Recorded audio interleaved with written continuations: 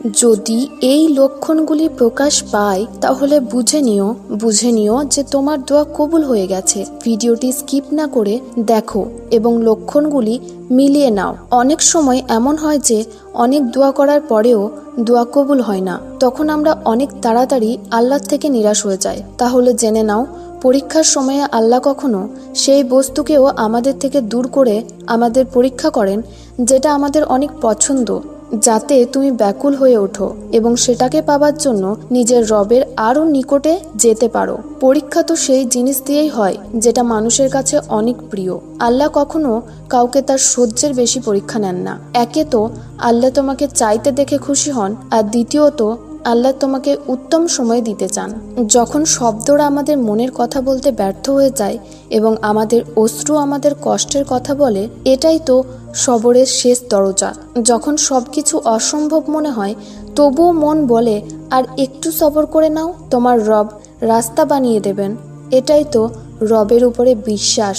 হযরত আলী রাদিয়াল্লাহু আনহু বলেছেন, যখন দোয়া করার সময় তোমার চোখ দিয়ে অশ্রু ঝরতে থাকে তাহলে বুঝে নিও তোমার দোয়া বারগায়ে ইলাহিতে কবুল হয়ে গেছে।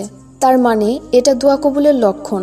যদি কখনো মনে হয় যে তুমি যা চেয়েছো তা পাবে না, তাহলে মনে রেখো যে তুমি কোন জাতের কাছে চেয়েছো, কার কাছে চেয়েছো। তোমার দোয়াকে আল্লাহ আগেই কবুল করে নেন, তারপর তিনি তোমাকে পরীক্ষায় ফেলেন যাতে তিনি দেখতে পান তুমি তার উপরে কতটা বিশ্বাস করো, তোমার রবের প্রতি ইয়াকিন কতটা মজবুত। রাতে ঘুমাতে না পেরে তুমি কেঁদে বালিশ ভেজাও, সেটাও জানেন।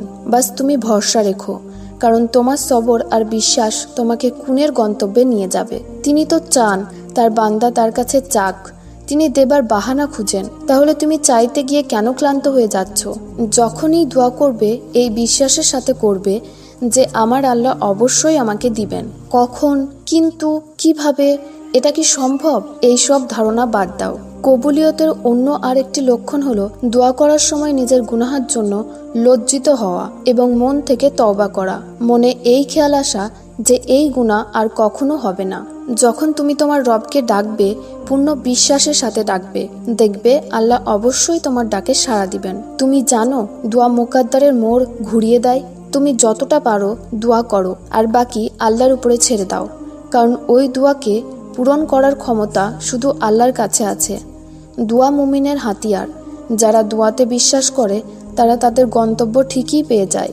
আল্লাহ জানেন যে এই একটা জিনিস তোমাকে কতটা ঘায়েল করছে। তোমার নিস্তব্ধতার পেছনে সবরের ব্যাপারে আল্লাহ খুব ভালো জানেন।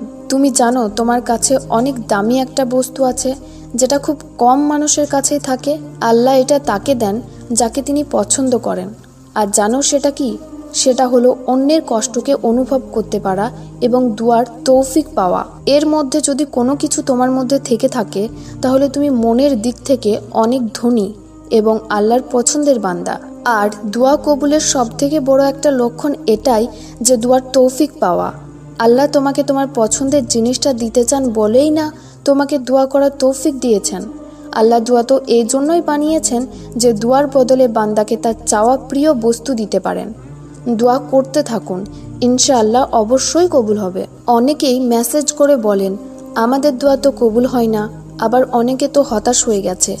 তারা এই ভিডিওটি অবশ্যই শেয়ার করুন যাতে তাদের হতাশা কিছুটা দূর হয় এবং আল্লাহর উপরে ইয়াকিন আরও বেড়ে যায়। যদি তোমার একটা শেয়ারে কারো উপকার হয় তাহলে তুমিও তার সওয়াব পাবে। রব এটা দেখেন না যে তার কাছে ধনী এসেছে নাকি গরিব এসেছে। গুনাহগার বান্দাও যদি তওবা করে তার দিকে ফিরে আসে, তিনি বলেন এসো, তুমি আমার দিকে হেঁটে আসলে আমি তোমার দিকে দৌড়ে যাব। তুমি 1 হাত এগিয়ে আসলে আমি 10 হাত তোমার দিকে এগিয়ে যাব। তিনি বলেন না যে যাও, তুমি আমার নাফরমানি করেছো, তোমার আমার সম্পর্ক শেষ। তিনি একদমই এমন বলেন না। তিনি বলেন এসেছো, এসো, চাও আমার কাছে, সত্য অন্তর থেকে চেয়ে তো দেখো, আমি দেব তোমাকে। আল্লাহ রাজি হবেন খুব শীঘ্রই।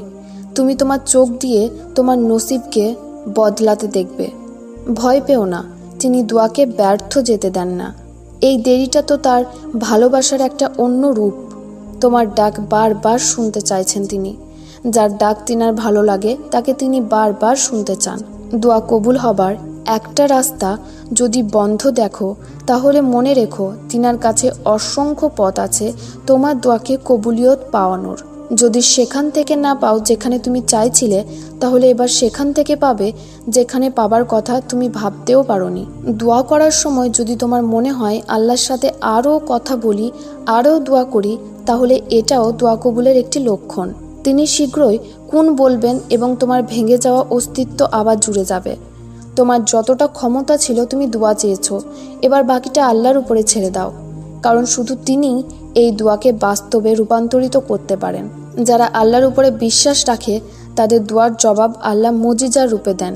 আল্লাহ তার নূর দিয়ে তার অন্তর ভরে দিবেন। আল্লাহকে বন্ধু বানালে সব কষ্ট দূর হয়ে যাবে।